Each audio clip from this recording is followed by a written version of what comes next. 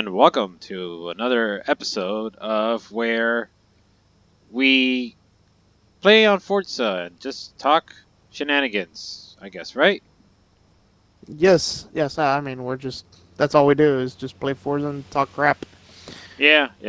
So, Uh, with me, as always, is Mr. Habino86. Or wait, you changed yes. your name. So before you used to be known as Latino Habino, and now you're Yeah. Habino86. Yeah. Yeah. So, Um, Hello, by the yeah, way. go ahead. No, I was just going to say, you're introducing me, so I said hello. hmm Ah, okay, Yeah. yeah. Um, Uh, What is your weapon of choice today, sir? I have this E39 BMW uh, that just got hit. The traffic cars aren't liking me too much. Yeah, my Yeah. BMW M5. It's By the way, today we are playing Forza Horizon 4, Yeah. as Yeah. opposed to last time when we were on Motorsport 7. Yeah, this is my E39. I think it's turbocharged. Let me make sure of that. Yeah, it's twin turbocharged, factory V8. Pretty badass. 800 something horsepower and sport tire. Cool. All Yep. right. And I decided to go with a Ford GT. Unfortunately. Yes, a thorn on to many individuals out there who I played against because they felt that this car was unnecessarily fast and was completely pointless because it would just it just be too quick for everything else. So it's like I don't know, just be very annoying for other people to deal with. And I seem to have resurrected it. I used it in many other games before, and I had forgotten about it for some reason. And then, luckily, I had Habino86 relive his torturous days of having to deal with this car. So I was like, you know what? That's a very good point. I need to bring it back. So I brought it back. I gave it the works and went with the same sort of particular setup that I would go in the previous Forza games. And I'm happy to see that it is back. It is back with a vengeance. It's back again to terrorize Fortune Island and to really be an annoyance to not only Hipino 86 but to all the people in the Forza community. Haha! Okay. Yes, a marvelous intro to a marvelous car. Anywho, Speaking of Marvel, oh, I guess that's a good segue to talk about some I guess current events, a major current event, the Avengers Endgame, Marvel's Avengers Endgame. Uh, yeah. and we figure we talk about it first. I mean, I know we know it's a little off topic, but it's with current events and major topic of discussion. So we have some things to talk about. So for anybody that has any issues with spoilers that hasn't seen the movie, we recommend uh,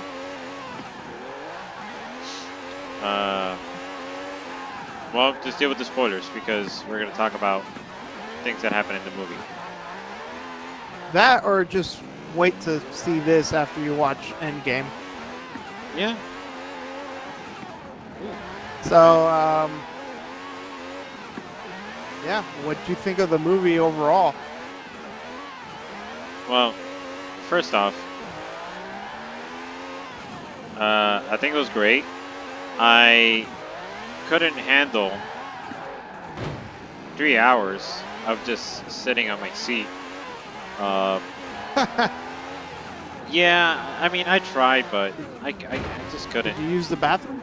Yeah, I had to get up and run to the bathroom. But Oh, you're a rookie. yeah, well, yeah, it's unfortunate. But I had to deal with people that because the theater was so busy because I went on I mean, it wasn't necessarily opening night, but I went the Friday that the movie came out, and Oh, okay. I gotta tell you, it was busy.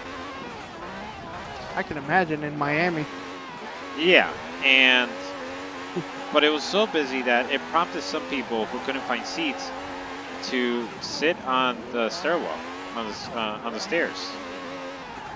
Wow.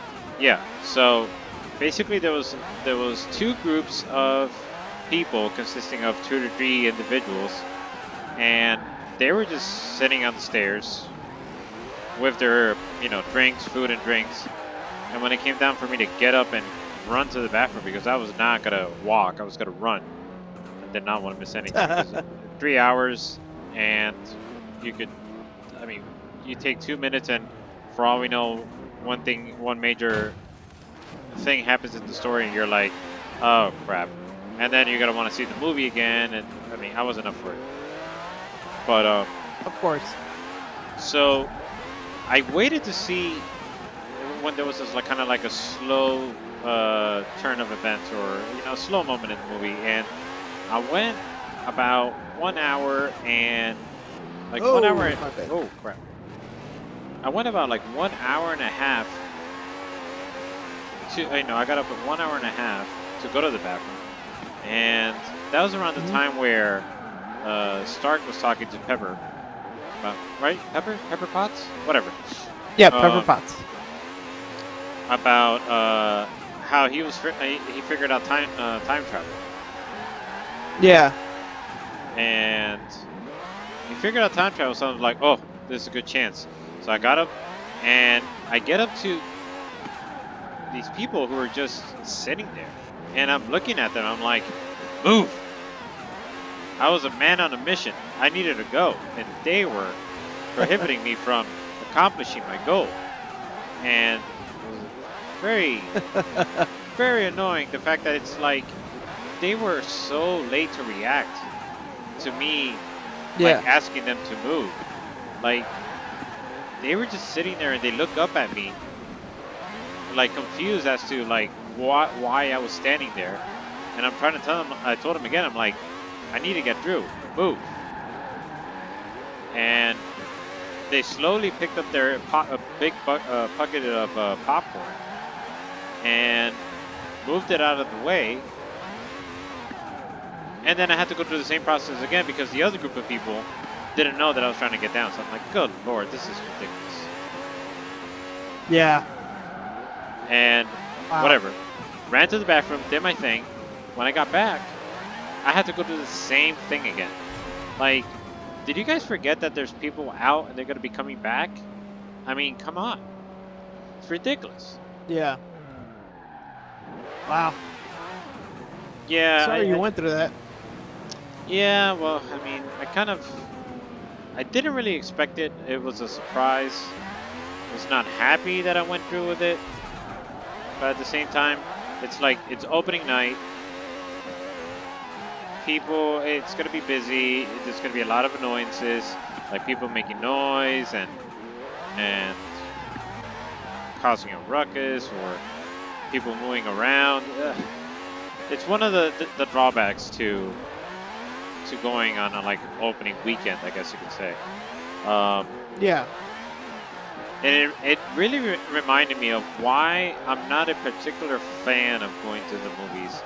I mean, there are some exceptions, like watching a 70 millimeter IMAX film at Yeah. a real, and I mean a real IMAX theater. A two-story high, Mhm. at least two-story high IMAX theater. So, yeah, but we're going to see like a Marvel movie opening weekend at a regular movie theater. You kind of have to set your expectations. And I forgot, and I was when I was there, I was like, oh darn it.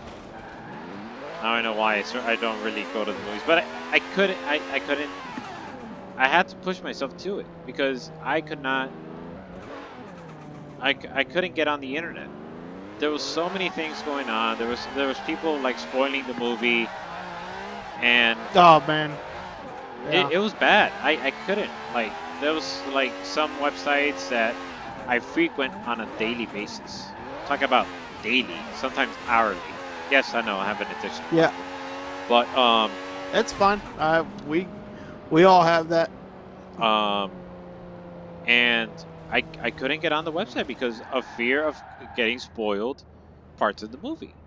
So I said, screw it. I'm gonna deal with this. I'm gonna go, and I did. And once I got through the movie, I was like, oh, so like a huge sigh of relief. It's like, thank goodness this thing is over with. Now I can go back to browsing the internet without any cause for concern.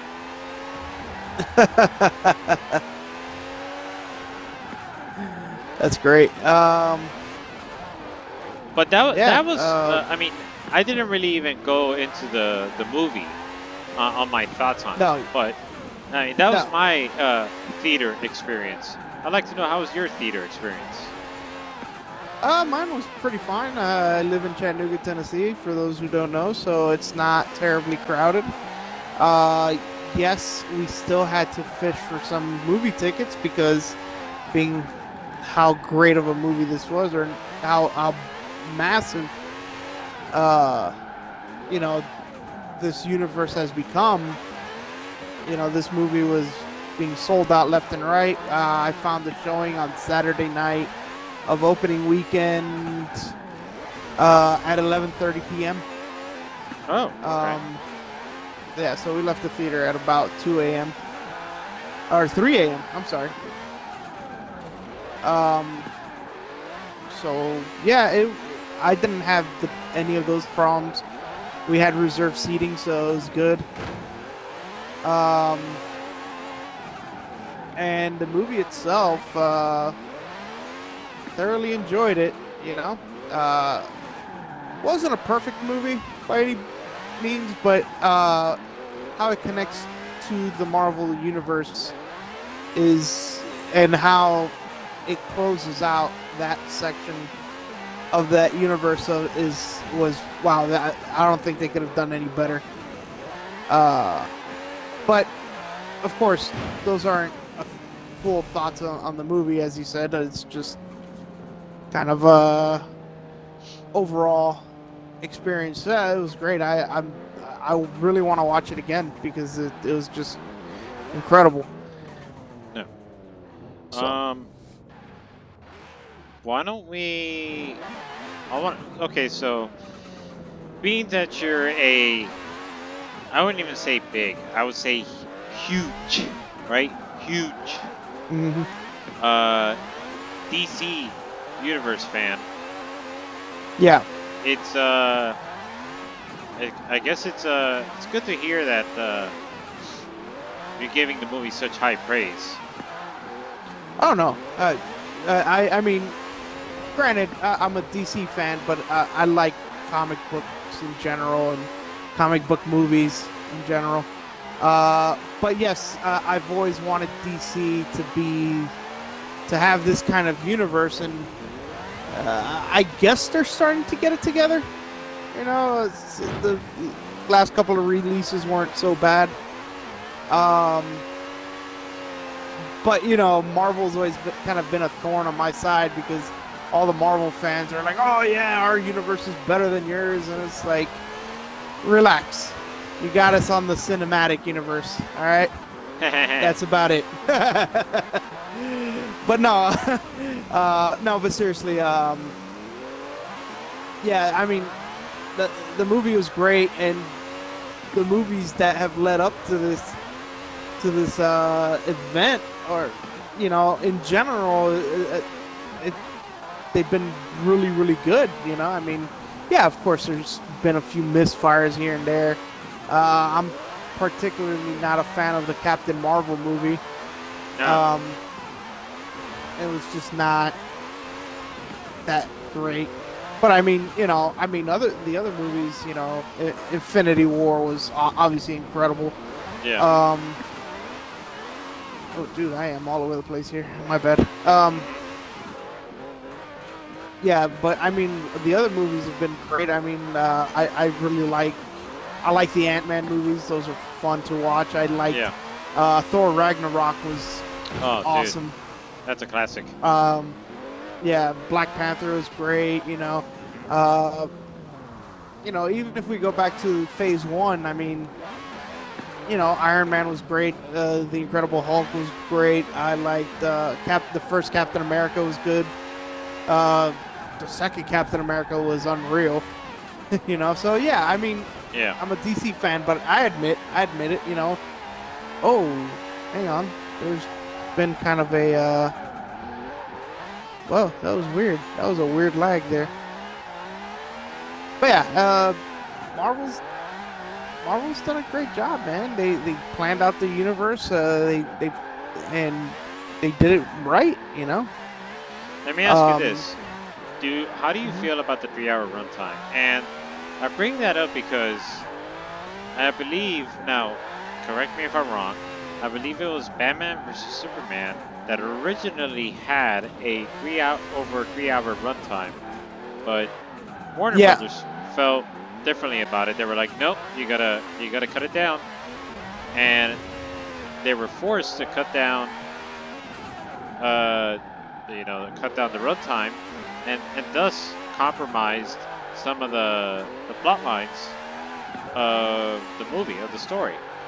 So, right, so how do you feel right. about the 3-hour runtime? Do you feel that it was, uh, I guess you could say it was necessary? Do you feel that uh, they made good use of the time, or do you feel that it was a waste of time?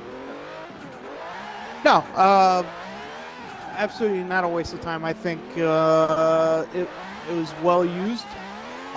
It they had to build up the story. They had to almost start from scratch from Infinity War because of those events. Like get started over. So there was a lot to explain how it was going to work out and everything. And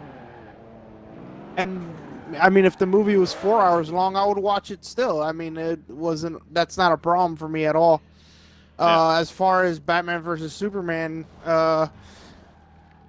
yeah, the runtime, the runtime maybe would being 3 hours might have helped the movie, but there was still some other issues with it. I personally like the movie, but yeah, I admit that there's issues with that movie. The Ultimate Edition, which is actually 3 hours long, um, does a much better job of telling the story yeah, uh, compared to the theatrical version. And I feel like if that would have came out in the theaters instead of the theatrical version, you know, it might have been better. The only problem is that they didn't fix the Martha. oh It's God, part of the movie. please not. Let's Uh, not. Let's not delve into that. yeah, I'm just saying. I feel like if it weren't for that part, I feel like the movie would be a lot more accepted. Hmm. Uh, but anyway, uh, no, I think Endgame had all the right in the world to be 3 hours long. Yeah. It was fine. Oh, Oh, sorry. I'm sorry, man. It's Right. nighttime. I'm having a hard time seeing. I don't know why. Yeah. Uh, Well, I'll tell you what you told me. Shut up your brightness, bro. and but yeah, no, 3 hours was not a problem for me at all. What about you? Um, well, it was a problem for me, but I dealt with it the best that I could. Um, but other than that, I mean, aside from that, yeah, 3 hours is definitely. At first, it was a little bit of a. I have to wonder if they sort of like if if they really this like doubted themselves. They're like, do we really? I mean, because that's really pushing the boundaries of what people are willing to accept. I mean, there was no intermission or anything of that nature. It's like a straight 3 hours. Um, and I mean, how often do you come across movies with a 3-hour runtime? No, So not very much. And but here's the funny thing about that is that uh, the movies that do have those run long times are Uh-huh. usually the ones that have sold the most. Look at Titanic. Really? Um, That's yeah. true. How long was Avatar? Avatar That's the thing. wasn't too short. I know. I completely forgot how long. I don't know. I never really saw Avatar on the movie theaters. I didn't see it in the movie theaters, but after watching it at home, I was like, I should have watched this in the theaters. It would have been a pretty cool experience. Yeah, yeah. But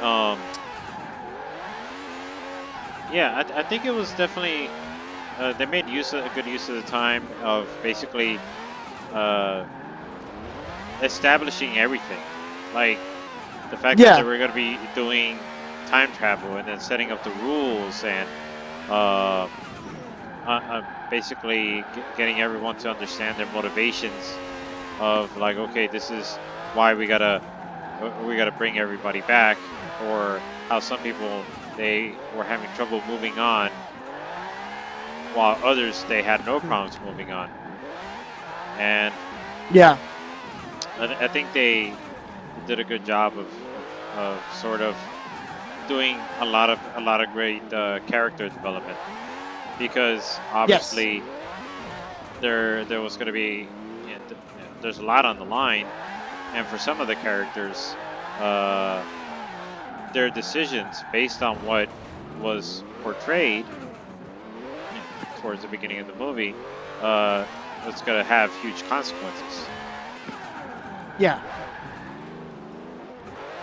But yeah, 3 hours. I definitely wouldn't.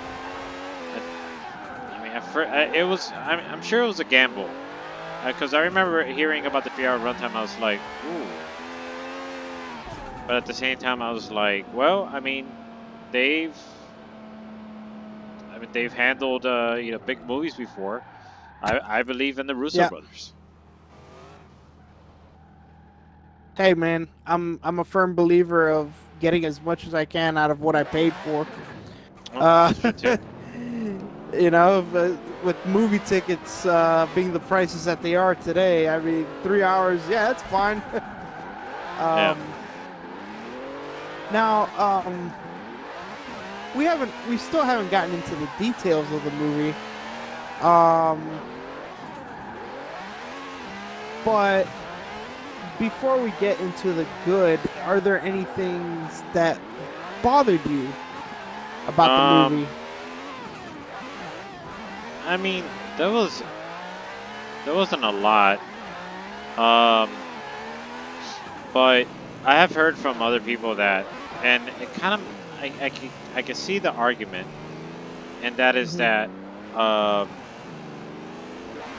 at times you kind of get a sense at times where when writers start running out of ideas, they have to resort to time travel as a plot device. Yeah.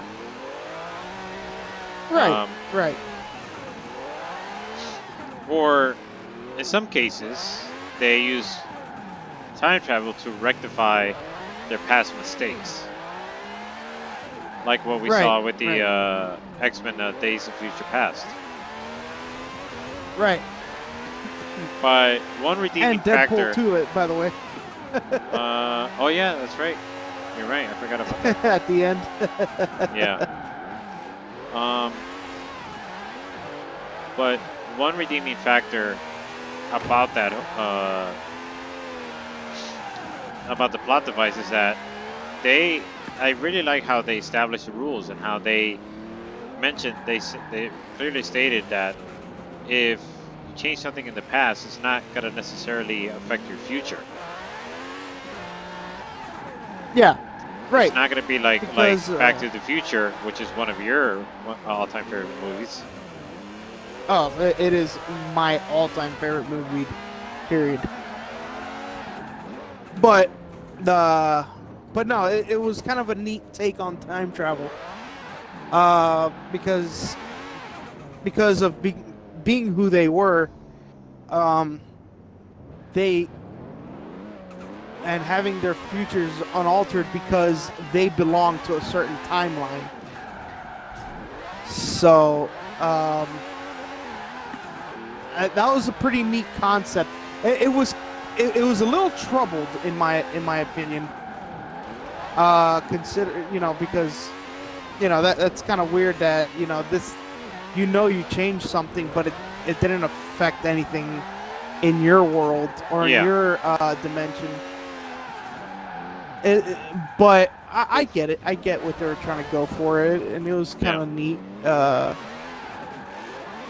Um, I'll say this: I had, let's see, three problems with the movie. Okay.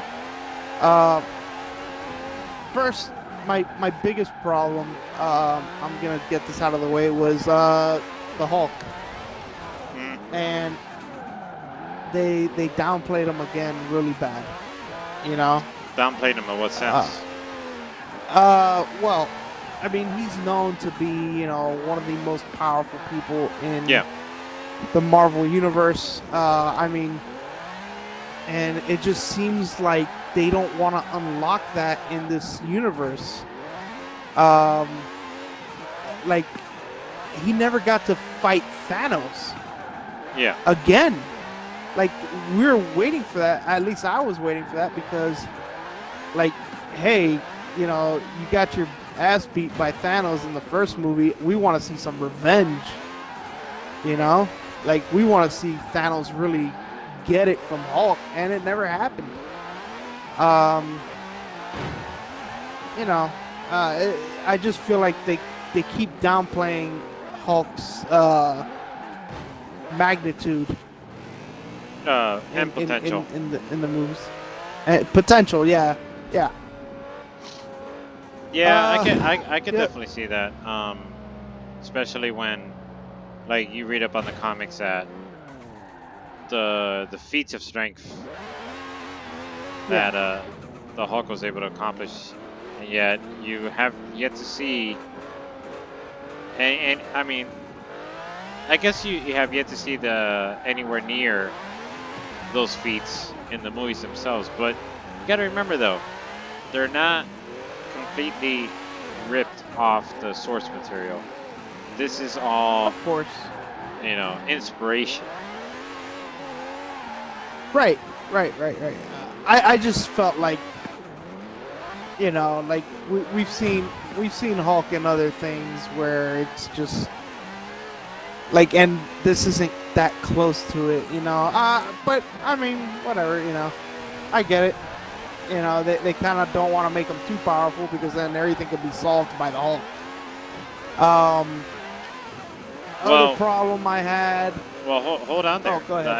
I think you touched on a good topic there, and I think they ran into that problem with Captain Marvel Right, right, because it seemed like, oh, she's way too powerful, so let's just send her off so that way our characters have something to struggle with and not have to rely on right, Captain Marvel to easily overpower the enemy. Because notice she was gone for a while, and I was like, where the heck is she? She could have like really been uh, useful for this part of the movie.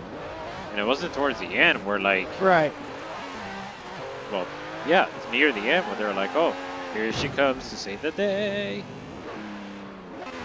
right, right.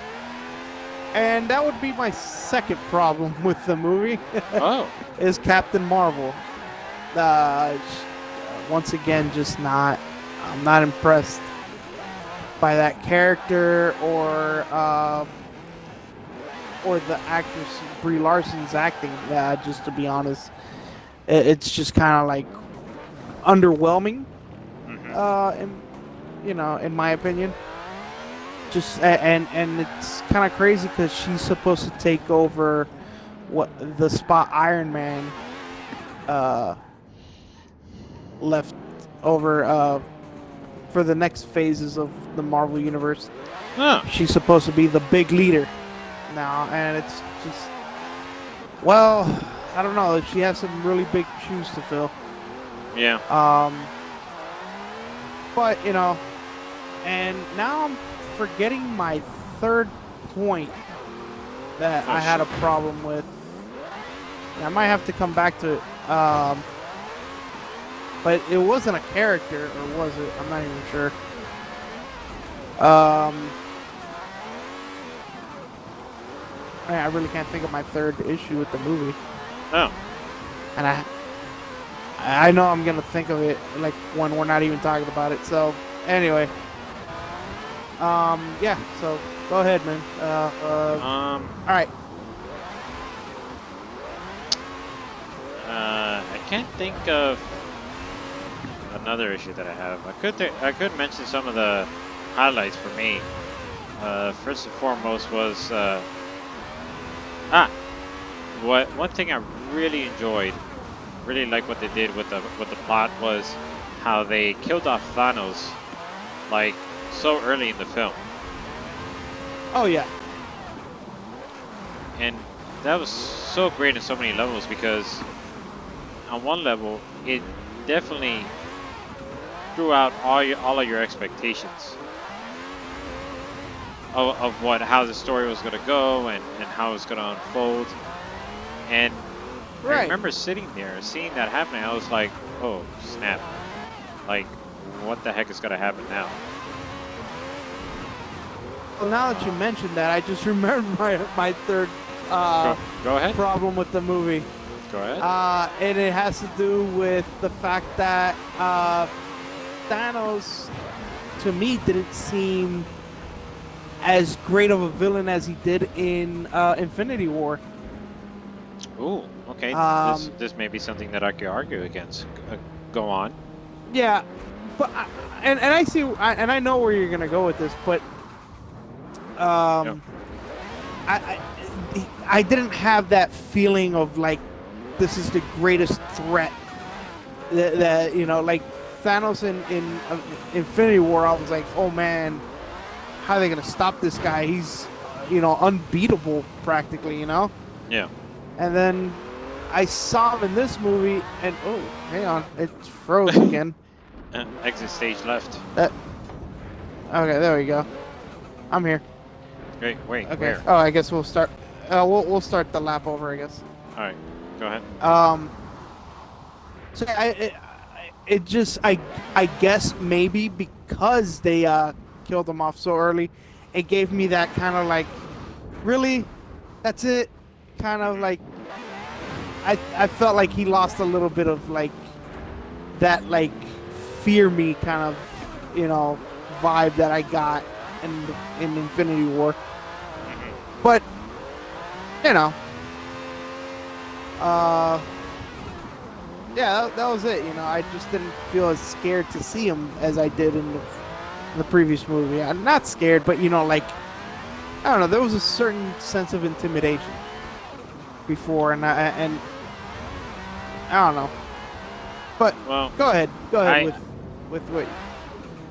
well, I still felt that intimidation because, I mean, if you recall, in the Infinity War movie, I mean, yeah, there was the intimidation factor because he got the stones. So, and you know how powerful the stones are. But Yeah, in this movie, he didn't. I mean, when it came down to the big battle, he didn't have the stones. I get that, but he was more driven. He was more motivated to reach his goal because obviously he had fulfilled his destiny as he saw.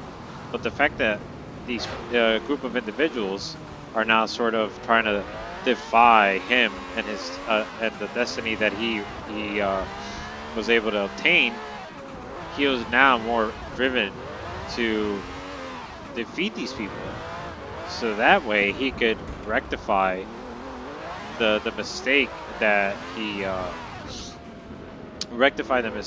realized, and I go back to fulfilling his destiny. right, right. I could see that. I could see that argument as well.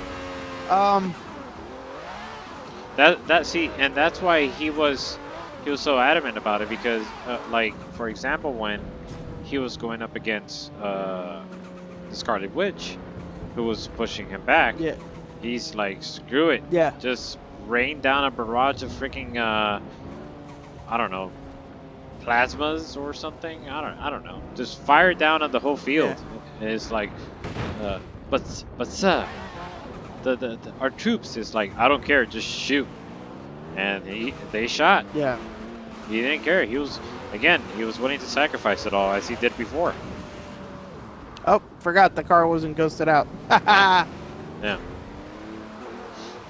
But yeah, okay. I could see your argument. I just felt like I don't know. I guess. Oh boy. Oh, okay. I guess it's It's yeah. amateur Sorry. hour. Yeah, it really is. I'm not doing too hot. I'm gonna change the view. All right, that might help me out. Anyway, oh, clutch. Yeah, I see what you're saying. Yeah, maybe his motivation was greater because he knew that, hey, man, you know what? I don't have all this time now since these guys are after the stones now, and they're accomplishing it without me. Yeah. I see that. I don't know. It just wasn't the same. I guess since you knew he wasn't getting them, it's kind of like, oh, what's he gonna do now? He ain't, he ain't all that powerful now, But Well, he was still a great villain. yeah, and not just that, but if you notice when he went for the stones, like he was going straight for the snap. It's not like he was trying to go for the rest of like. It's not like in the previous movie where he was utilizing the stones to fight them back. Yeah, Although I actually, now that I think about it, um, the reason why he was using the stones to fight them off is because he didn't have all the stones. So obviously he was using the stones to fight them off since he had them. Why not? yeah, yeah. But Um, in many ways, you kind of see like how I mean, all he needed to do was just reach for the glove. right, So right, so obviously you have that tension there to worry about. right. Um. Anyway, overall the movie was great. I'll say this. It's not a movie I would watch if I hadn't seen the previous events. Uh, Oh as a standalone movie, it's not exactly the greatest thing you'll yeah, ever watch because you're right. there, there's a lot of, there's a lot of things that you have to get caught up on. In fact, Infinity War, you can almost do more as a standalone. But but in the sense of fitting into the universe, I mean, like, wow, what a great way to, you know, cap it all off. Although Yeah, it's not the last movie in Phase 3, by the way. yeah. Oh, I know. Apparently Spider-Man Far From Home is going to be the last movie in Phase 3, which I'm kind of trying to figure out why that is, but maybe there'll be something there that'll Well, let it's us to know. basically it's to sort of kind of like go over the aftermath of what happened in the events of Endgame. Ah, yeah. A major plot point was the 5 year time span. So what Right, happened in those right. 5 years, and how are people gonna like look at how many lives it's I mean, it'll be good for them to focus on like, well, how many lives it affected. The fact that in that 5 year time span, so many things could have occurred. People could have Right. moved on. They could have remarried, gotten new kids, and next thing you know, your old wife comes back, and you're like, oh crap. Yeah. You're right. You're right. Anyway, as far as things that blew my mind, time for some like real spoilers here. Hmm. Um, well, between Hawkeye and Black Widow going for that Soul Stone, Oh that yeah. was a pretty that was a really heavy hitting moment there. Yeah, yeah. Um, it might not be the most talked about moment. Hmm. Obviously, we'll get to that one. Well, that was Um, overshadowed, but but yes. yeah, it was overshadowed. But I mean, but the way they were fighting each other to be the hero that to get that soul stone. That Yep. was well, let's just say it. Black Widow dies, and it's very sad, man. Very very sad. Damn it. Crap. Uh huh. Uh, you know, um, but I knew as the fight was going on, I knew it was gonna be her because they're gonna have a Hawkeye show on Disney Plus with Jeremy Renner. Yeah. So I was like, well, it has to be her because they're not gonna do a movie on the past or a TV show on the past. They're gonna do a continuation. At least I Well, would think. yeah, you'd be fooled, my friend, because they had announced way in advance that there was going to be a Black Widow movie. Right. But that's gonna be in the past. That's gonna be her Oh, so you already knew training that it was going to and in the everything. past. Okay.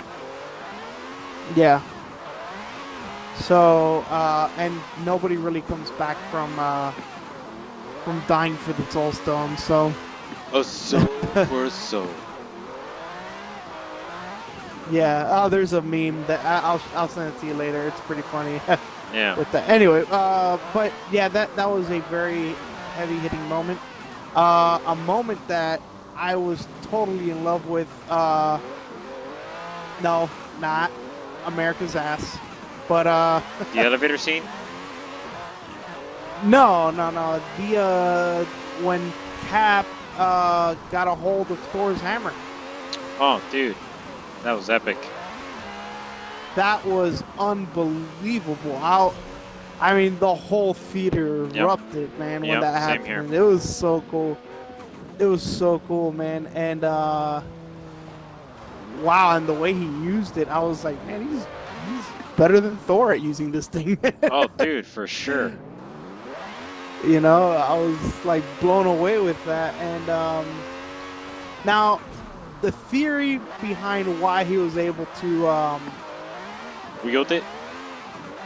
to wield it, as if you remember in Age of Ultron, he Yeah. was almost able to pick it up. Yeah. It's just right there. He just couldn't. He just couldn't do it just because of something was holding him back. So what happened here is I read this explanation. Yeah. Well, the reason why he could pick it up is because he wasn't 100% pure of heart, considering that he knew who killed Tony Stark's parents, Yeah. and he didn't tell Tony. But then after Civil War, he told Tony. Tony found out, and Cap apologized for it, and that was the moment where he was worthy of carrying the hammer. Um, so yeah, I like the fact that it kind of came full circle Yeah. to that moment. But man, I mean, what he was doing with that thing, that was incredible. Yeah. It definitely was. Yeah. Just the moves and the combos and the way how he utilized both the shield and the hammer. It's like, oh, Yeah. Unbelievable.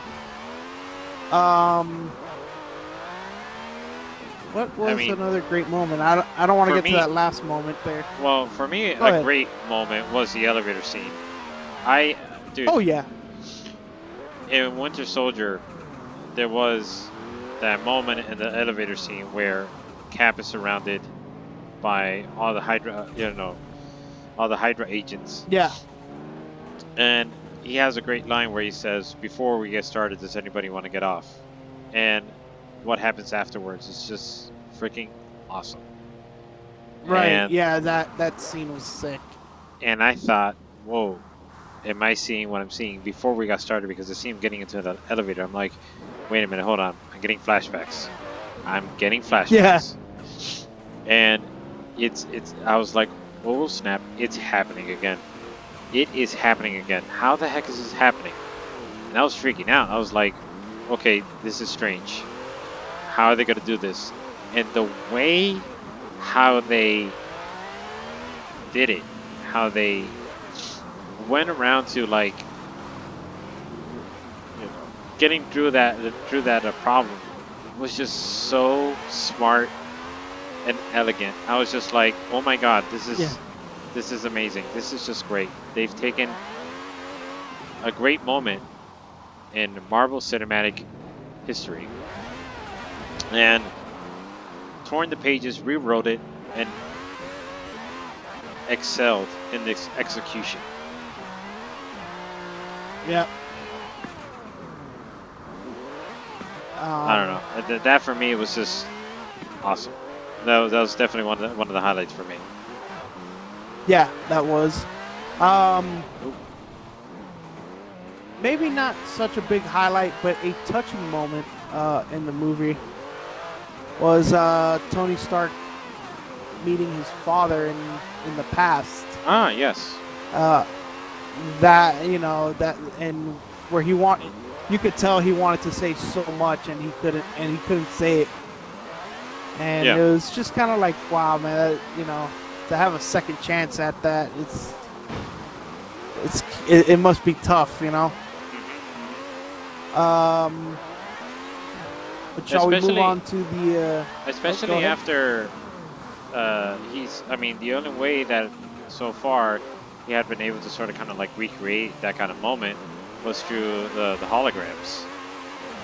Right, right, right. Because it was And in Infinity War, right? That it kind of started off with Tony, well, young Tony, like interacting with his parents.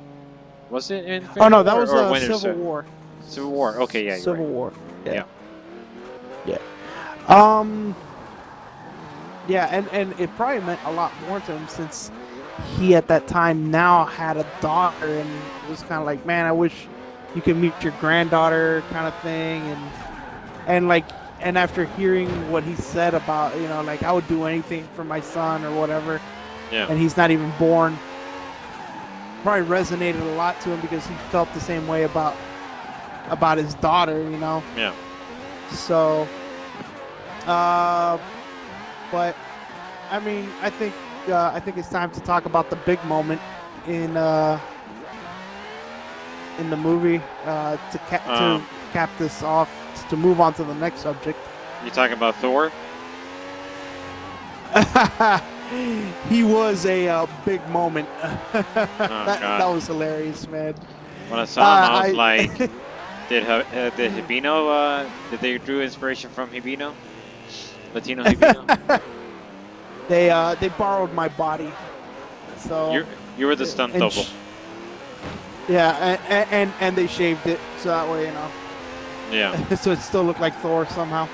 But yeah, yeah, that was cool and all. But no, of course, the big moment is well, Tony Stark wielding the Infinity Gauntlet. Well, it wasn't the official Infinity Gauntlet; it's the one they made. But yeah, still, it had the stones on it. So when he wielded that thing and he said, "I am Iron Man," yeah, I knew that was it. At that moment, I was like, "This is it. This is where it happens." yeah, yeah. And as soon as he snapped his fingers, man, I'm not gonna front, teared up a little bit, Hmm. you know.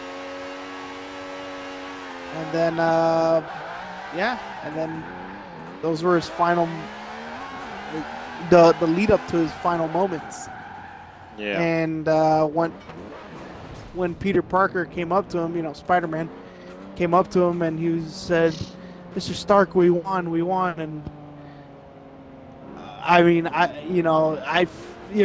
considering what happened in the previous movie you know, where Spider-Man was dying, now it's Iron Man dying. It was just so touching and just yeah, so I yeah, and I wasn't the only one crying. I heard many cries in the theater. So, Yeah. uh, yeah, it was tough, man. It was so tough, But what a way to like seal it for Robert Downey Jr. that he is Iron Man. Yeah. I don't. I, Even though in the future they might reboot him or whatever. I don't know, man. I don't know if anybody will ever come close to that because,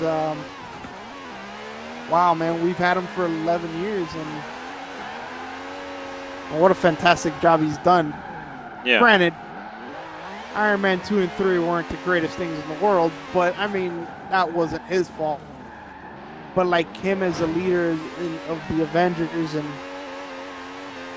and that happening was just, it was one of the biggest moments in cinematic history, by the way.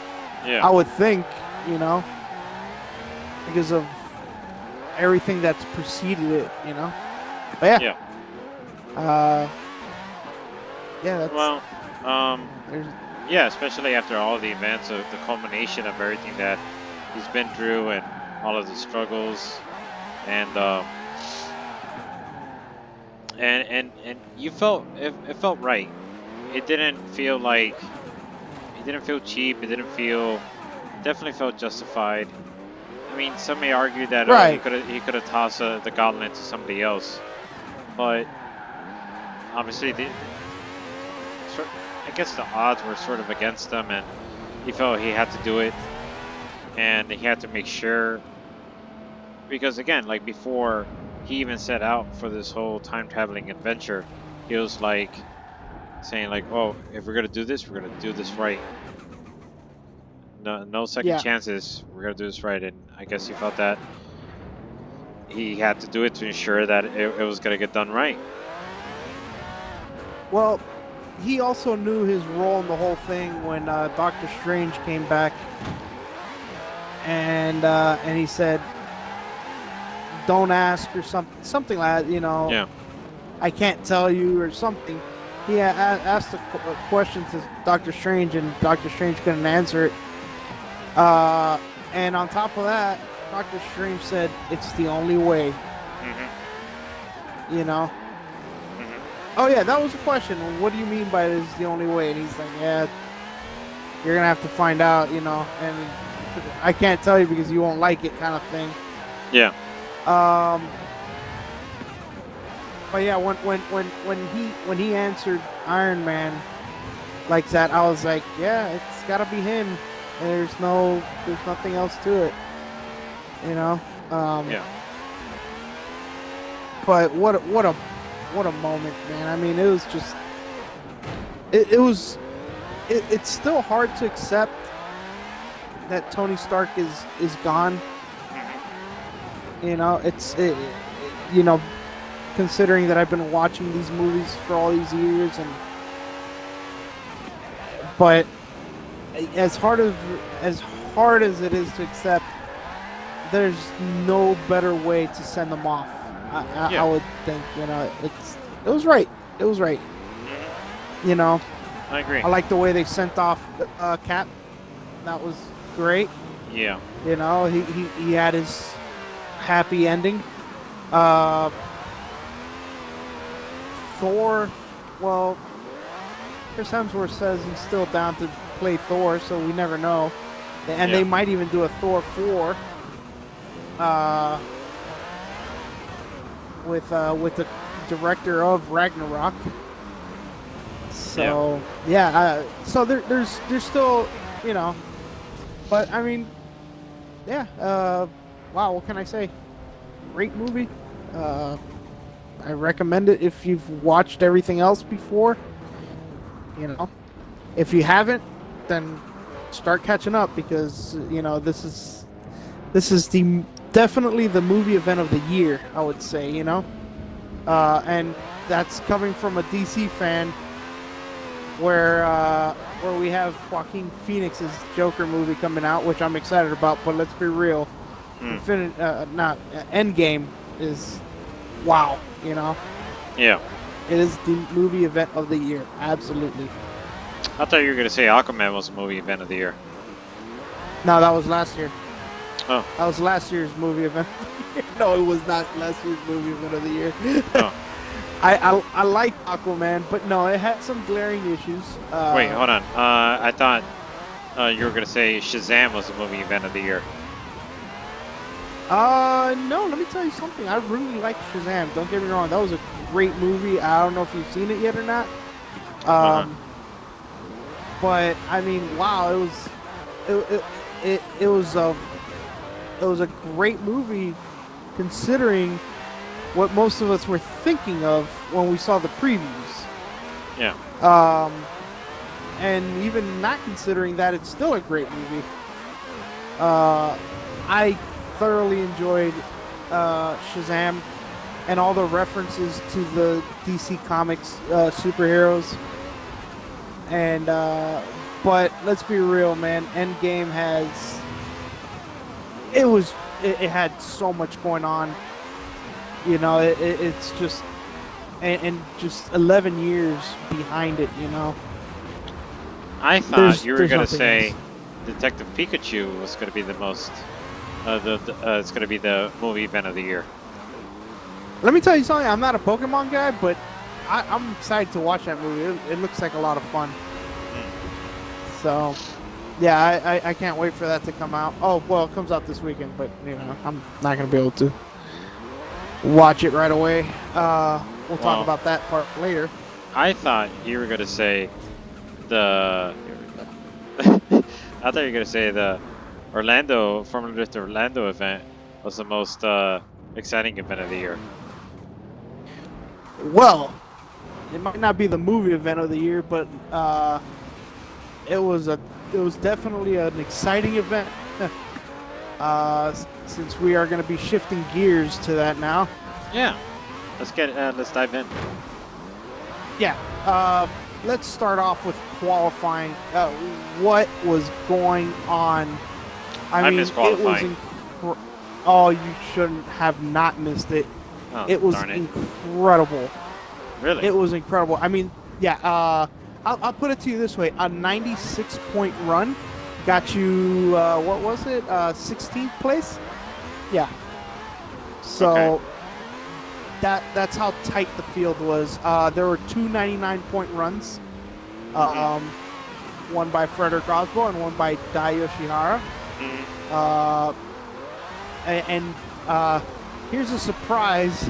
After all the smack talk that I did in our last little session, Yeah. Pat Gooden ended up having a 97-point run. Um, and yeah, Okay. Here's my argument to that. Are you surprised? I'm not. And I'm not talking about Pat Gunn. I'm talking about the scores in general. I mean, look, it's not the most difficult track out there. It's an oval, and I get more on granted, yeah, I get more to it in regards to the nuances regarding the track and how I feel like it wasn't necessarily the most exciting track, but I'm not surprised when you just mentioned like, oh, there was a very tight field and how Pat Gooden scored such a high score. I mean, look, that's his whole track. Well, according to him. right? So you would expect them to score a significant, score, whatever the heck. Right. You expect them to acquire a significant score, and he did. Okay, but at the same time, you should. I mean, you can expect other people to have similar high-scoring runs, and by you telling me Right. that, I was like, it doesn't surprise me. It really does not surprise me at all. Well, the reason it surprises me is, well, because of his history. We've seen that even on courses that he's driven on many times before, his performances are usually, Oh, are you I don't talking want to about say Pat Gooden? subpar. Yeah, Pat Gooden.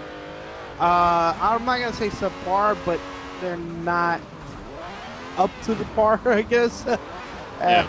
uh, eh, anyway, that kind of means the same thing as subpar. But anyway, but obviously this new car, which is not a new car, but it's new to him. Yeah. This car is really working for him, and I mean, it's it's an indication of like, hey, you want to be competitive in FD. It's not just building a car with 1,000 horsepower. There's a lot of stuff that goes into it, and and cool, man. He got it. He got a 97-point run. Now, the thing is that yes, it is relatively an easy track. Uh, but I mean, we've even in previous years we have never had a field where the scores were so high and so many of them were so high. See, now that surprises me. Why is that? Well, because again, I never saw it as a difficult, or the most difficult track.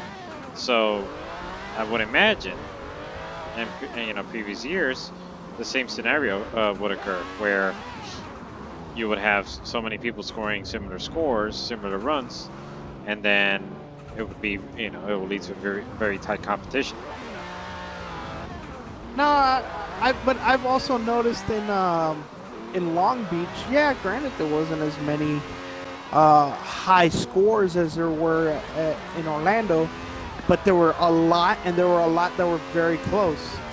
I mean, there was a 99, obviously, by Matt Field, and, a couple of drivers were at 98, 97, 96. There was a lot of scores that were right there. I mean, I think the top 12 or something like that were all in the 90s in Long Beach. That's pretty impressive. So I think what's happening is that these drivers and their cars are getting that good, man, where they can just lay down these consistent runs and consistently high scoring runs. So just because you score an 80 doesn't mean you're going to be in the top 32 anymore. That's the crazy part, back in the day. Oh, I scored an 80. Oh, well, you did great. Yeah. You're in the show. Oh, I scored a 67. You're in the show. But now it's like everybody's pushing real hard, and I mean, everybody was all over that wall, man. It was pretty impressive to see how precise they were on that wall. Because again, previous years, some drivers would get close, but not all of them. And it seemed like now that everybody was all over the wall, man. And it was pretty, it's pretty impressive. Well, they're pretty late to the game because Chelsea and Nofo's riding that wall years ago in a Miata of all vehicles. Of course. But I mean, we're talking about, dragon bumpers. But anyway, Chelsea's run was very impressive as well, even though he scored a 97. Yeah, so it wasn't the highest score, but the RTR cars, they're very impressive. And his driving is just incredible this year. But that was qualifying. You can't, qualifying at the end of the day still is very boring in comparison to the top, to the eliminations. So let's get on with the eliminations. Actually, What, the top 32 battle? before the eliminations, something kind of crazy happened. You're talking about Vaughn? Yes. Well, that was incredible. I found it interesting how this is. I mean, because I saw the replay, and I found it interesting that this is the second replay where it starts off with a crash. Last time it was with Ryan Turk at Long Beach. This time is Ginn at Orlando. Right. Yeah, and it was kind of crazy. I thought he was done for the day. I mean, I thought so too. That everything fell apart on the front end. But I mean, wow, you gotta give it up to his team. I mean, they put that car together in a few minutes. Because right after they got the car off the track, They started top 32, and he was the second battle Yeah. of the top 32. Yep. So Yep. seeing and then on top of that, he goes on and wins the battle Yeah. against Dean Carney. Was it? Yeah, it was Dean Carney. Yes. Dean Carney. Yeah. And Dean Carney is no slouch. He's not the greatest driver in FD, but he's no slouch. But they threw this car on. They threw it together and they just sent it out there. I was like, is that thing even aligned? Yeah. Well, it's but funny yeah, seeing it without the front end, and then later on, Yeah. I see the rest of the front end, and I guess they were like, well, let's just get it running, and then we'll just put it back together along the way. Yeah, that was pretty crazy because it looked like nothing had happened to the car. You know. Yeah. It looked like all it had been through was a little bit of a battle before, and that was it. Like, because you can see the front bumper had a few scuff marks, but it was like, what? That's the same car that was in pieces before. Mm-hmm. Like, that's so nuts. So, yeah, I mean, good job to that team. They obviously know what they're doing. They're very professional, and I'm glad that our South Florida boy, man, he's in that team because it's definitely been a big help to him this year. What was interesting? Oh yeah, who was Jonathan Castro? Are you talking about his battles with Ken Gushi? Ken Gushi, was it Ken Gushi? I'm remembering Ken Gushi too, but I'm not 100% sure. Because it was pretty impressive. Yeah, it was Ken Gucci. You're right. Yeah. It was impressive how he has this confidence at this track where he could pull up to anybody's door. Yeah. Granted, he made mistakes, which is why he lost. Mm-hmm. But still, it was pretty hair raising to watch him drive.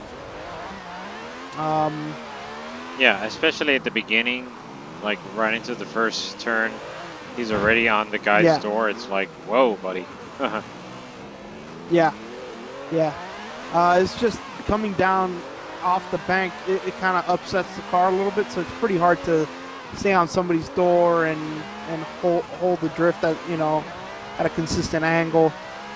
Cool. So I understand that, but that was great.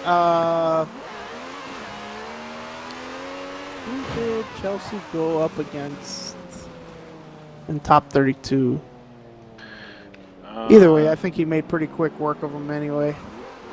Yeah, I don't recall. Damn it! Dude, and it's.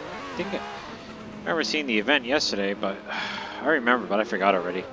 But there was somebody I did want to talk about. There was a battle. Give me a second. Pulling it up. Yes, we spoke about Castro versus Gucci. Gucci. Gucci.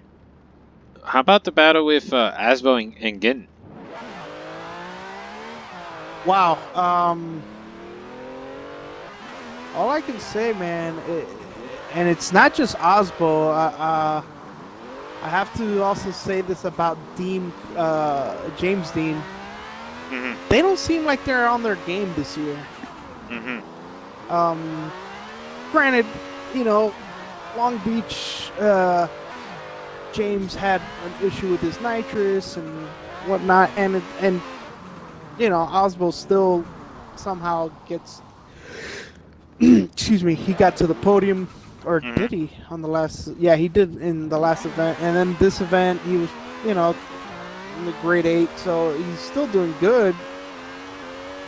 But it's not like, if they don't make it to the podium in Atlanta, I'd be like, I'm gonna start thinking like they're not intimidating anymore. Yeah, they're definitely beatable. You know what I mean? Yeah. But as far as getting, that was pretty. It's impressive what he did, considering what happened earlier, as we were mentioning. Mm-hmm. and he's still going up against one of the people that I think are one of the top tier drivers in FD and beating him.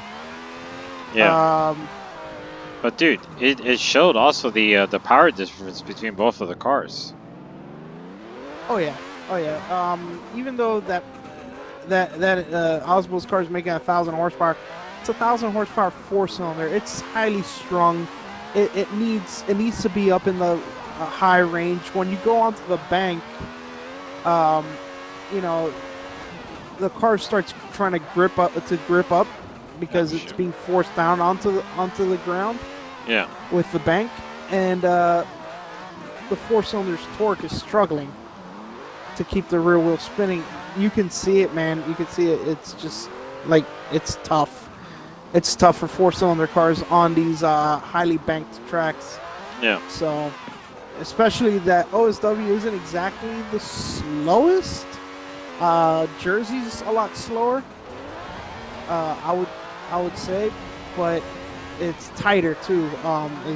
That's why it's so slow. But I mean, yeah, when you're going that fast around a bank corner and you have a lot of grip like that, four cylinders are gonna struggle. Yeah. Uh, you could see Vaughn's car. Vaughn's car has a lot of grip still. But it's got the engine to push through that. Yeah. Um, so yeah, you could definitely see the power difference. Oh, damn traffic. Well, before we carry on, I just want to make a side note. It took me a while to get back into drifting in the game. I felt like a total noob because I've been so caught up using not using, but doing the festival playlist, Yeah. and I didn't even realize that I had turned off the drift cam. And when I re-enabled it, dude, it took me a while to like get reacquainted with everything. Like, Yeah. there's, I was an embarrassment. I was spinning out, going off track. I mean, I still am, but I was a lot worse before. I was like, oh boy, Yeah. what has happened to me? Right. Yeah, it Yeah. was bad. I hadn't drifted in this game in about a week, so yeah, it took me a little while to get back into it. Get back in the saddle. Yeah. But speaking about getting back into it, yeah, back to the FD event How about in Orlando. Gin versus Odie? What can I say about Odie, man? That guy is on fire. Is anybody gonna beat him this year? I mean, we'll see. But he is. It's like run after run, especially during eliminations. He doesn't make many mistakes, if any. Yeah. And Vaughn, you could see it was pretty apparent his mistakes. But do you I feel that it thought should have gone? It should have gone 3 more times. no. I think Odie had him. Mhm. Odie was a lot smoother. He might have not had the same proximity overall, but Vaughn, I saw where he pulled up to Odie on the bank and had to straighten out real quick and get back in it. At least that's what I remember. Mhm. It looked like he went straight for just a second and to make an adjustment. And yeah, I mean, yeah, proximity is great, but if you're not smooth, if you're not, if it looks like you're out of control, then the judges are going to pick up on that, and you're not going to move on. Odie, on the other hand, was smooth as can be, and I've had an issue with Odie's driving in the last couple of years because he likes to. He likes to left foot brake a lot, but it gets to the point where he can really screw up somebody behind him. But in the last couple of events, I haven't really seen him do that very much. He's been driving a lot more straight up, and he's been really impressive. Really impressive. So, I want to see what happens in Atlanta, especially with the weather coming up. If that holds out to be, true. Yeah, because it's forecasted to rain, right? It's forecasted to rain all weekend, Ooh. nonstop. So it might be a very interesting event. Um, and yeah, Well, uh, I'm sure they'll be playing Motorsport 7 uh, with rain on, with rain weather. yeah. Too bad Atlanta doesn't get the rain in that game. Really? Oh, then never mind. Yeah, yeah, they kind of ruined it. Hopefully, there's an update. Yeah, they'll really need it. Hey, I just want to mention how part of the reason, going back to how I said earlier, Sorry. that it was uneventful. And if you look at the track layout, you get a sense that the only complexities with the track is with the first turn, the bank, and well, Hmm. and getting off of it. But once as soon as you switch back, in my opinion, is really you don't have to worry about anything else. Well, well, hang on.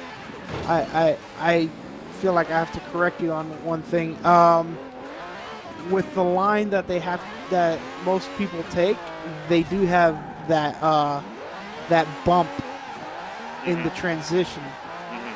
and that's where you can see a lot of people making mistakes. Hmm. Because depending on how you hit the bump, it might send you flying. It might, it might straighten you out. So I've seen a lot of that um, throughout the weekend and in previous years as well.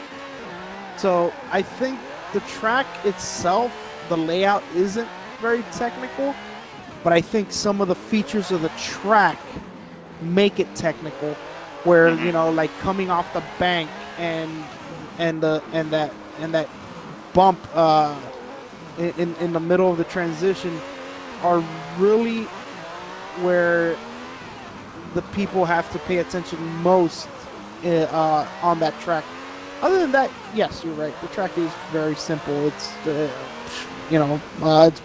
not the most exciting track in FD in my uh, opinion. Hmm. It's boring to watch. Big deal. And I feel like they could do a lot more with that track too. That's the funny part. Yeah. But uh, but you know, it does have its complexities. It's just they're not with the actual layout. It's just some of the features.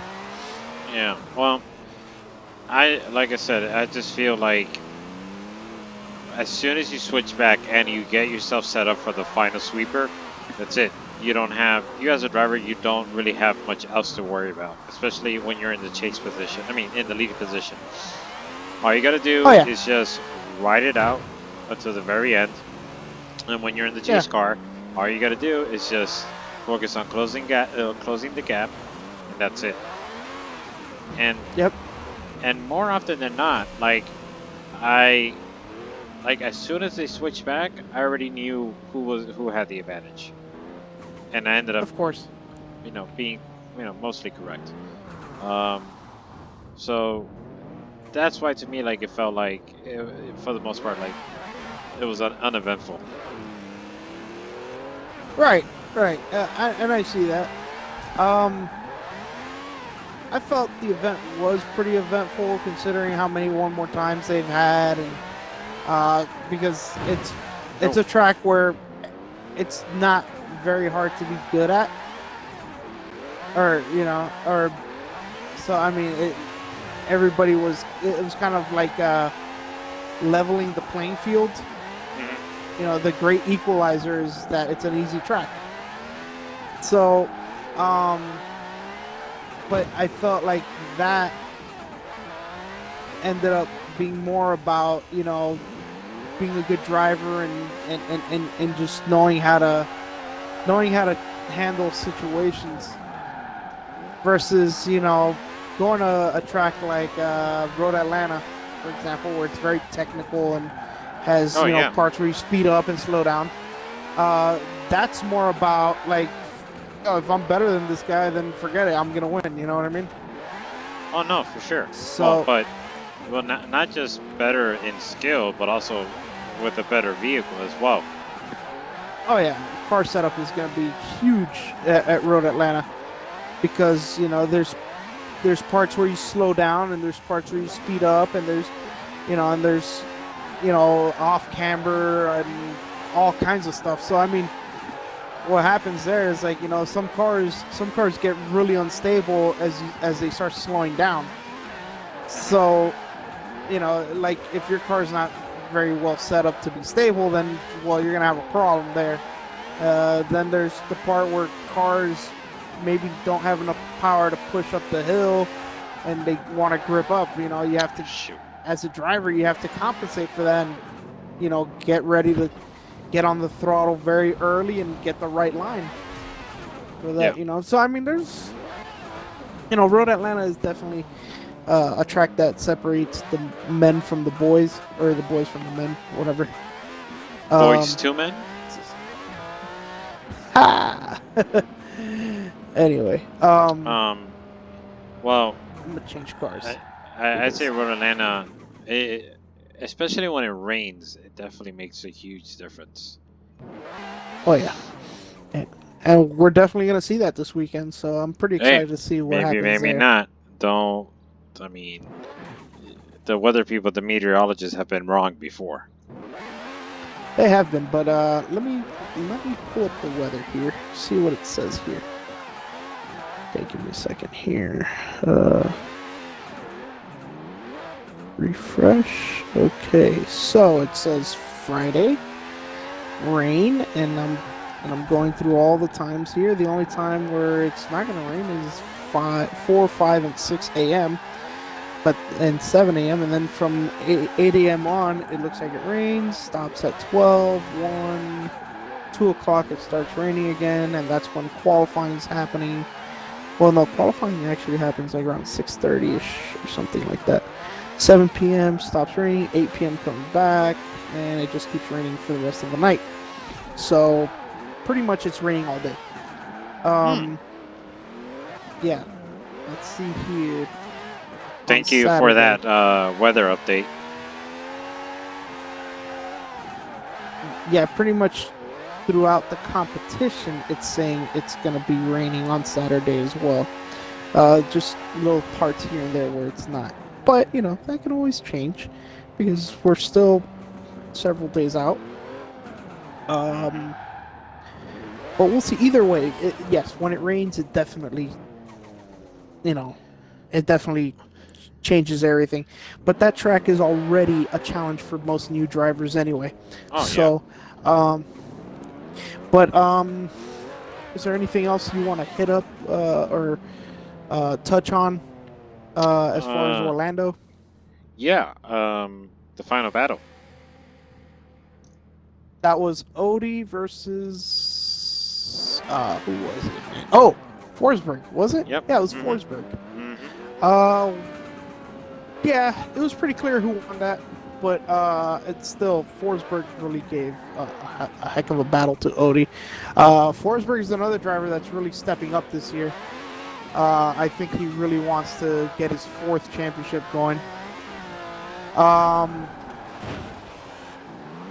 but it was pretty straightforward from what I remember. It wasn't like anything crazy happened there. Of course, nothing crazy happened Um, because Chris's car broke. oh, is that what happened? Yeah, dude. There wasn't a second battle. It was just like, well, his car broke. Let's just pack it up. Hmm. But to make I was matters watching worse, it with the volume off anyway, so. well, it wouldn't have made a difference because apparently, for the final battle, they forgot to turn up the volume of Jared Dienda's microphone. Oh, okay. Yeah, so there was no commentary for the final battle. Some people would see that as a good thing. Yeah, surprisingly, yeah. Yeah, I really don't mind Jared. I think I personally think it's kind of funny how many times he gets things wrong. Um, but I think he's a good guy, and he really enjoys what he does, and I think he's good at it, man. You know, it's just sometimes he kind of messes up on details. But Yeah. but yeah, I mean, look, Odie right now has 2 wins. You know, um, in his pocket, he's driving like a madman. But that doesn't mean anything right now because it's only 2 events in. Let's go back to 2012 when Justin Pollock won the first 2 events of the year, and nothing happened after that. You know, besides yelling at Daigo Saito. But but yeah, so I mean, and you look back and he wasn't, you know, he wasn't contending for the championship at the end of the day. So it was just kind of, yeah, you could win 2 events, but you got to keep it up. But Odie is that kind of driver that can keep it up. I know he is championship material. But also remember, JTP was also in a Falcon colored car, so this could be bad luck for Odie. But I'm just talking smack anyway. It would be nice for Odie to get it. But let's see what happens. I did you see the Pro 2 event by any chance? No. Did something happen there? Well, the big news in Pro 2 is obviously Adam LZ. Really? Oh, you didn't know he was there? No, I didn't know.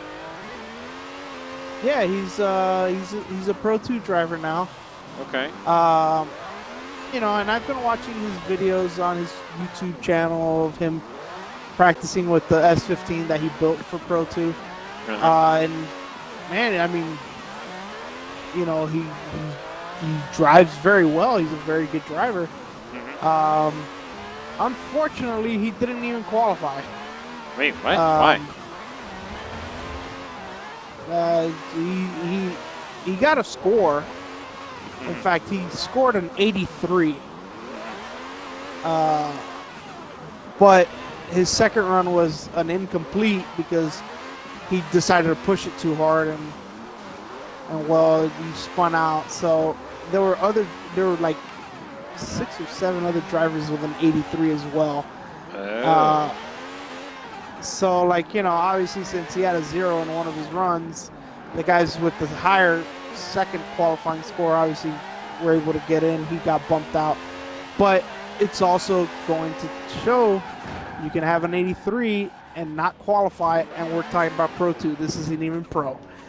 So... Oh, so Pro what you're 2 trying to this say year- is that if he had an 8.6, he would have qualified. Oh, yeah, he would have. Ho ho That is ho. absolutely true. That is a fact.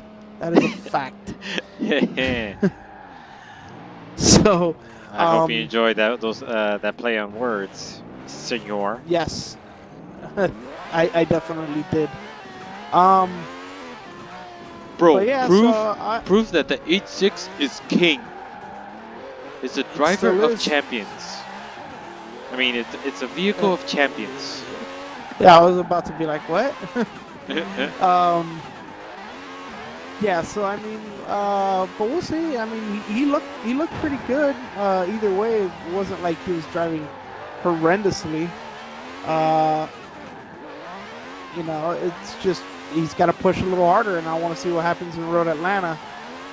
You know, if he can pull off a good qualifying score and maybe go some rounds. What is it with you and like expecting or wanting to have all these drivers push harder? Like, do you not get enough satisfaction from what they're able to do? No, I want to see more action. Oh God. um, Hey, nah, and I wish the drivers good luck, man. I mean, they work hard to be there, and it's good for them, man. Like I hope they do well. You know. what happened with the Camaro, the electric Camaro? Uh, I guess something happened. It broke or something, or just wasn't running right. They did What? do a pass in it during open practice, Hmm. um, and it was so weird because there's video on it. It's just so awkward.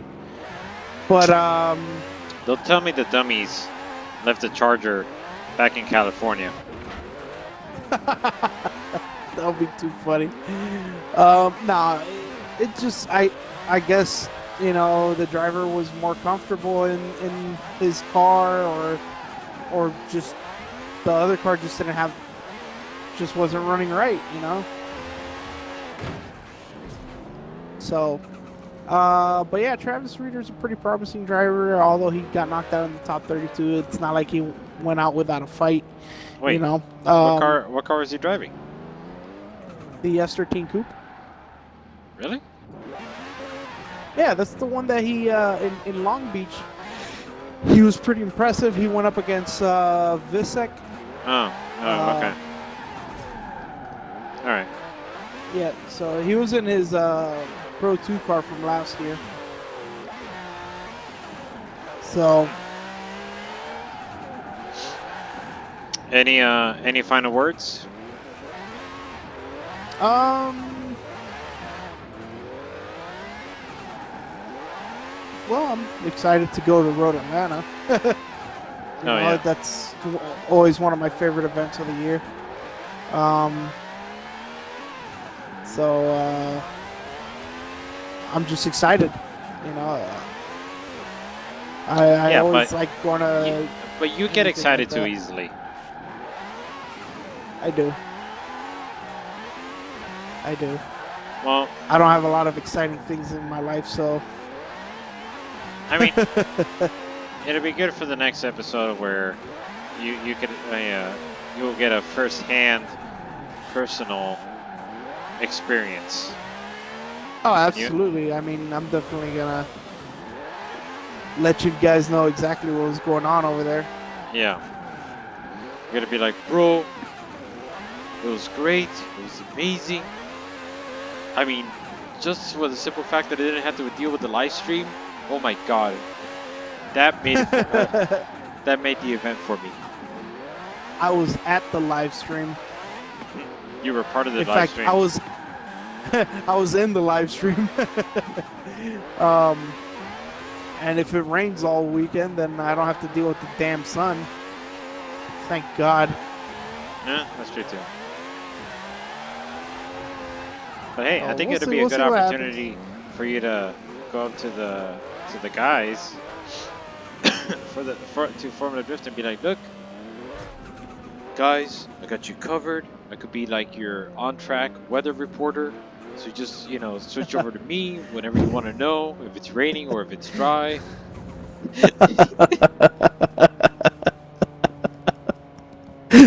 You're an idiot, man. I think it's time to sign off. I could tell you which way the wind is blowing. Oh God. Stupid. Oh All boy. right, enough. And on that note, thank you for tuning in. We hope you enjoyed this episode, and we hope to catch you next time. Deuces.